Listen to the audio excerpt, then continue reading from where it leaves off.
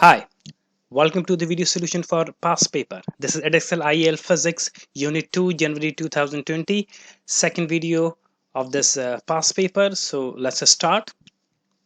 Question number 16. When laser light is directed through a small circular gap, a diffraction pattern can be observed on a screen as shown. So this is a small gap, a circular gap, a laser light is shown on the gap and then coming out, and then we see the pattern, and this is a typical diffraction pattern from the laser light from a circular gap. Explain using Huygens construction how diffraction occurs as wave pass through a gap. So Huygens construction, if you see the Huygens principle, is that if you have a wave front, something like this wavefront, then every point on a wavefront behaves as a source of secondary wavelet. This is called Huygens principle, meaning this single point will create its own wave, something like this. The second, if this is the second point, it will create its a secondary wavelet, and then so on. This is the another source of secondary wavelet, and so on. And then when you join these smaller secondary wavelets with the tangents, then you have a second wavefront. So position of second wavefront, something like this.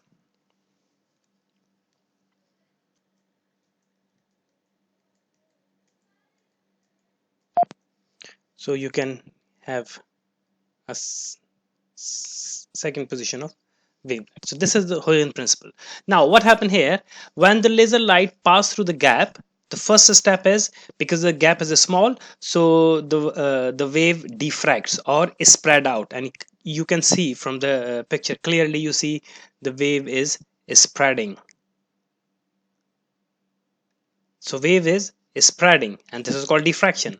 So after diffraction, then every wavefront creates a secondary wavelets. That's how we get this diffraction pattern.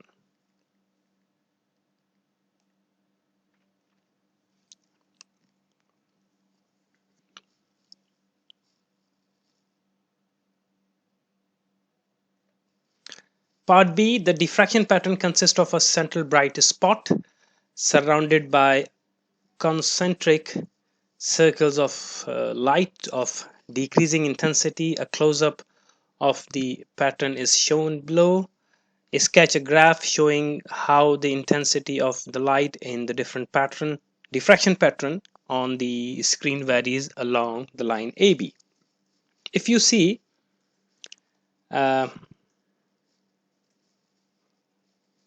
this is the diffraction pattern, and it is a typical diffraction pattern, which is, at center it has a maximum intensity, and then as you keep moving away from the center on either side, the intensity keeps decreasing and decreasing on either side. So this is a maximum position, maximum intensity, and then intensity decrease, and then decrease, and then decrease. But in this particular diagram, they are giving you 2 points A and B, and clearly A and B are ending at dark region. So they're here at both the end, intensity should be 0. These points you need to take care when you sketch the graph. So at the center, between the points A and B, at the center you have maximum intensity, and it keep decreasing. And if you see the given sketch, this is the point A and this is point B. So here you have zero intensity. It should be zero intensity at the in between A and B, at exactly at the center you must have some maximum intensity. So you can start from here. On either side, maximum intensity is decreasing here. So you can start something like this, and then you have a dark gap. So this is the dark gap, and then you have one. This one is showing this maximum intensity but less than the previous one. And then another, you have a dark band, so you have less, and then this is the second intensity, which is this point, and after that you have a dark band, so you should meet at 0. And similar pattern you can sketch on the other side for this decreasing intensity and the dark, and then so you can do something like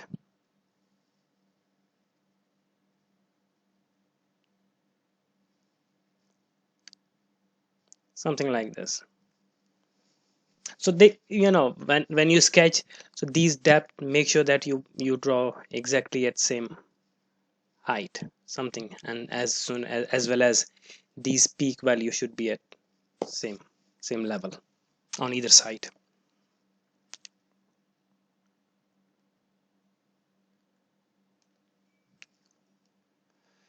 Question number 17.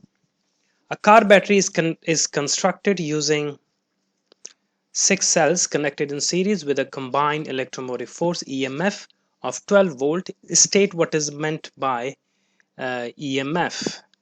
So EMF is the amount of electrical energy supplied by power source or battery to a unit charge, so or per coulomb charge. So energy transferred to or energy supplied to 1 coulomb of charge. That's how you can define electromotive force.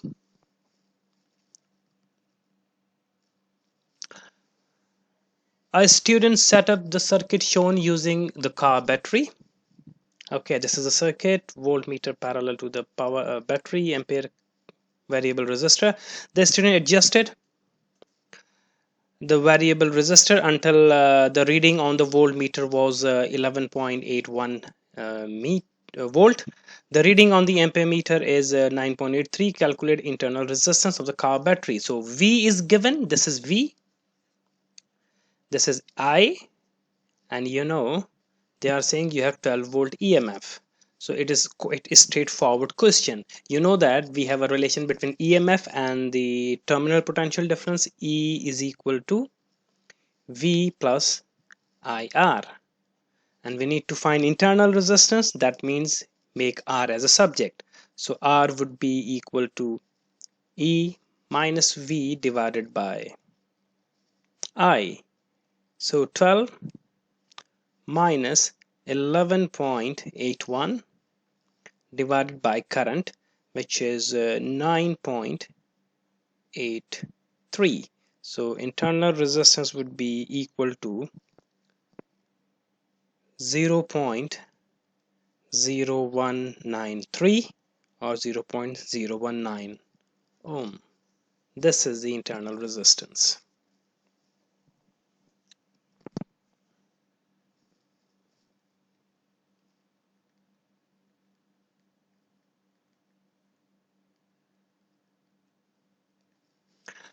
The student adjusted the variable resistor several times and recorded corresponding values from the ampere meter and the voltmeter.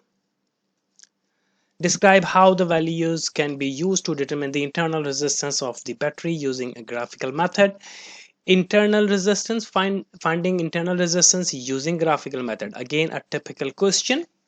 So you need various values of V's like V1, V2, V3, and you need I, current. So you measure in your experiment, you measure multiple values of voltage and the current, and then you will have to plot graph between V on the y-axis, I on the x-axis. And then when you plot the point, you can have a straight line but with negative gradient. And then you plot a line of best fit, and gradient of this line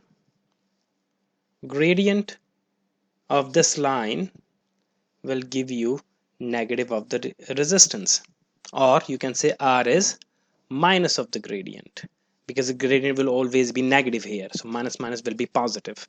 So that's how you can find internal resistance using graphical method. So you need to explain all these points, plotting graph, gradient, and R.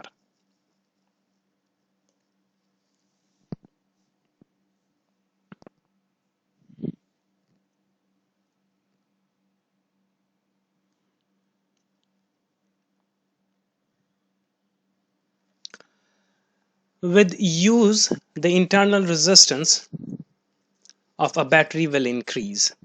Eventually, the power available from a battery will become too small to be useful. The student calculated the power available from a battery of EMF 9 volt and internal resistance of 0.1 ohm when connected to across a 5 ohm resistor. So this is the EMF. This is your resistance, internal resistance. This is R. He concluded that when the internal resistance had risen to zero point 0.5 ohm, so next internal resistance, you can call it R dash, the power dissipated in 5 ohm resistor would be 70% of its original value. Determine whether the student's conclusion is correct. Okay, so it's a straightforward concept. So first, what you do, you find power, initial power when you have internal resistance of 0.1 ohm. We call it P1. So first we are going to find at R is equal to 0.1 ohm. We figure out what power is, and then we figure out at R2 when the internal resistance has risen to 0.5 ohm, and then we figure out P2, and then we compare these two, whether the new power is actually 70% of its original value or not. So let's see P1 power. So how do you find the power? The power is all about I square into R. So we have internal resistance, but we don't have current. So first we need to find current uh, in the first case when we have internal resistance of 0.1 ohm. So let's just talk about in EMF is equal to V plus IR. I'm doing all these steps. You can skip whichever you want. So E is equal to, because we don't have a potential difference, terminal potential difference, but we can replace V with IR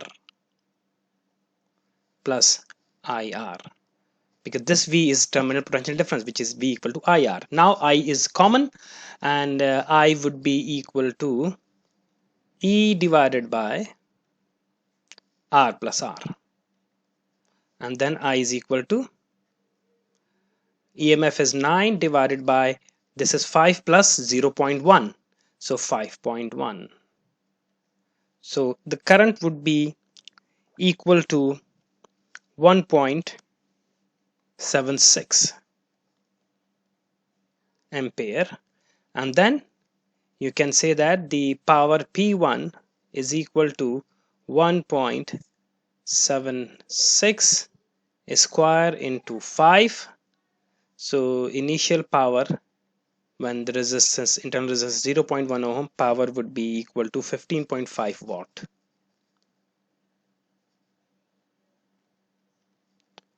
Same working when you have internal resistance of R2, which is 0.5 ohm. I am leaving these calculation. You need to follow the same step. Only difference is you need to change this, and what it should be you will have to do and try. So P2 you will get 13.5 watt. This is the power when the internal resistance has increased. So now let's just find the 70% of P1, and 70% of P1 will be 10.85 watt, which is less than 13.5 watt. So clearly student is incorrect or wrong conclusion.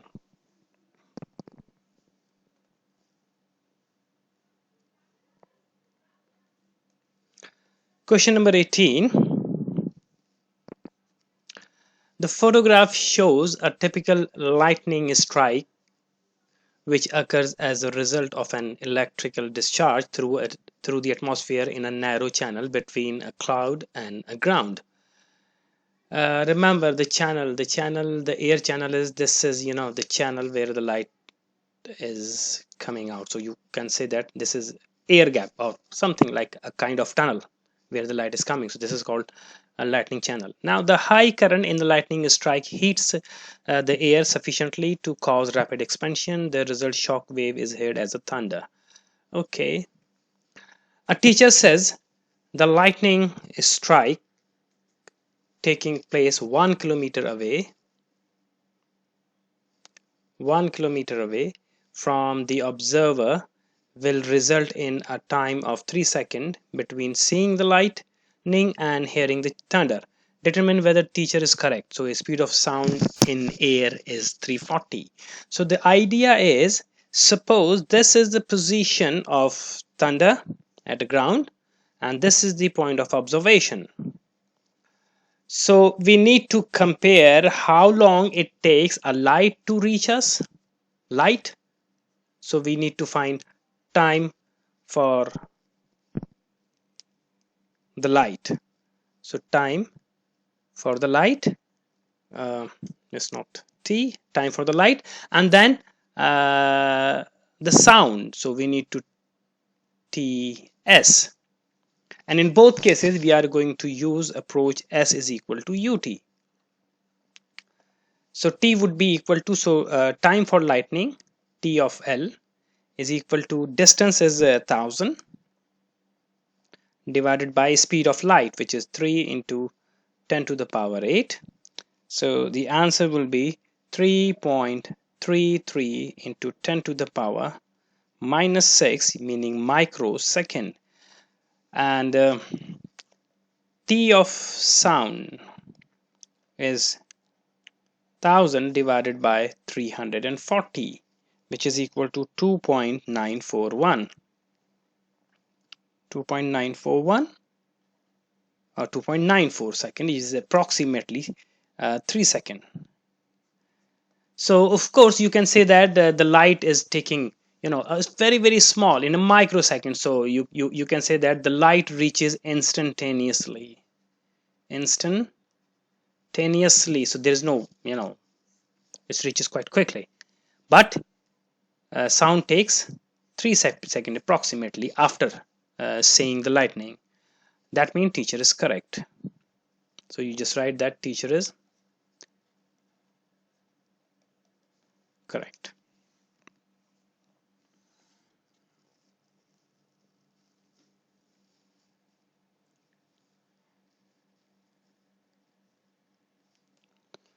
Part B. The following data was collected for one particular lightning strike. Distance between cloud and ground is 400 meter. Current is 25,000 ampere. Duration of lightning strike is 30 microsecond. Potential difference between cloud and ground is 1.2 10 to the power 9 volt. Diameter of lightning channel is 5 centimeter. Calculate total charge transferred during the lightning. So we have current I and we have time, this is t. So now we can figure out amount of charge means q. So you need to find a q. So I is equal to charge per unit time. This is definition of current. So charge would be equal to, this implies that charge would be equal to current times time. So current is 25,000 and time is 30 microsecond. So 30 into 10 to the power minus 6. So charge would be equal to 0.75 coulomb. This is the charge. Calculate power dissipation by lightning. So power dissipation, P is equal to VI. So voltage is 1.2 10 to the power 9 giga times current 25,000 is equal to, so power would be equal to 3 into 10 to the power 13 watt. This is power. show that resistivity of the air in the lightning channel is about 0.2 ohm meter. Resistivity, you know that the resistivity rho is r. A is the area divided by length, and in this scenario area we are given the diameter of the channel, which is this. Length is basically distance between cloud and the ground, which is distance between cloud and the ground. This is our length of the channel, or the distance.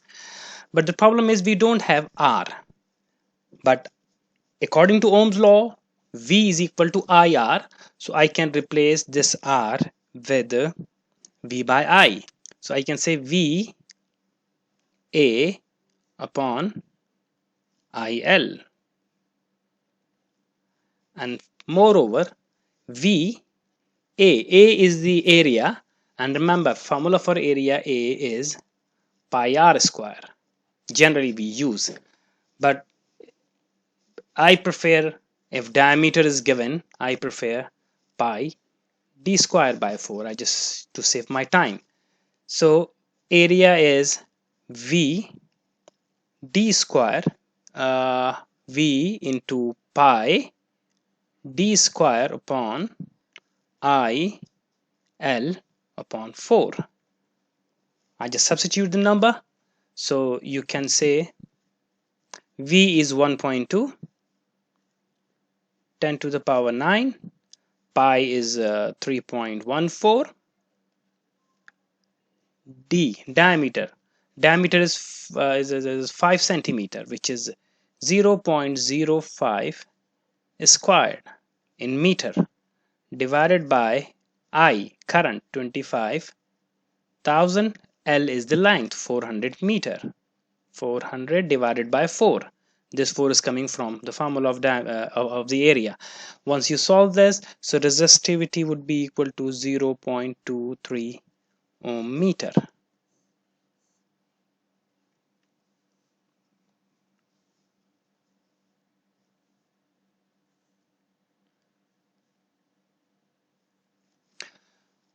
The accepted value of resistivity of air is 10 to the power 16 ohm meter. Suggest why the value calculated from the data is so much less than the accepted value. So if you remember, we use formula rho is equal to R A by L. Now if you see the diagram or picture of the lightning, or whatever lightning, it's not about just that picture. Everywhere, every time when lightning occurs, so the lightning channel has a non-uniform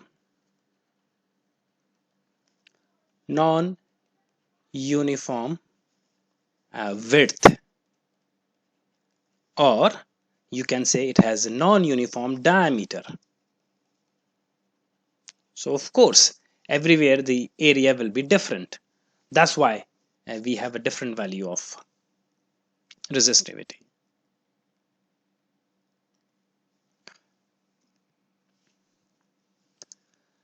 Air consists mainly of nitrogen and oxygen molecules. Analysis of the light produced during a lightning strike shows a weak line spectrum. Explain the process by which nitrogen atoms produce a line spectrum. A typical question again, it's all about line spectrum, that an atom has a discrete energy level, something like this, and then when atom absorb energy, so electron goes to higher energy level and become excited, and after a while it return to the ground state, whatever the ground state is, and then they emit a photon with the energy E is equal to difference between the two level, E2 minus E1. That's how we get a spectrum of that energy E. So that's how you can explain all these points.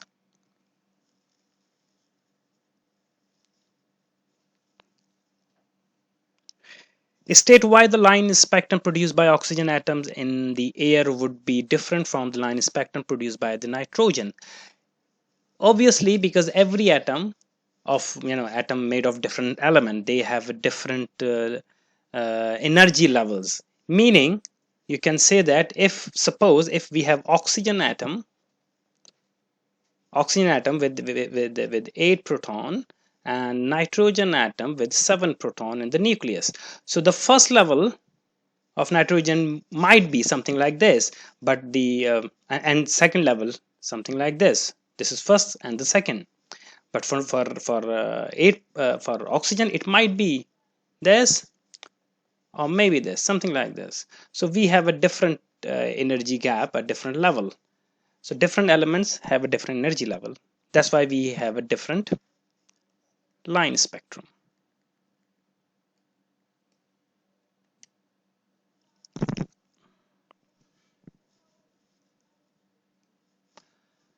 Thank you very much. I hope you understand. Have a nice time.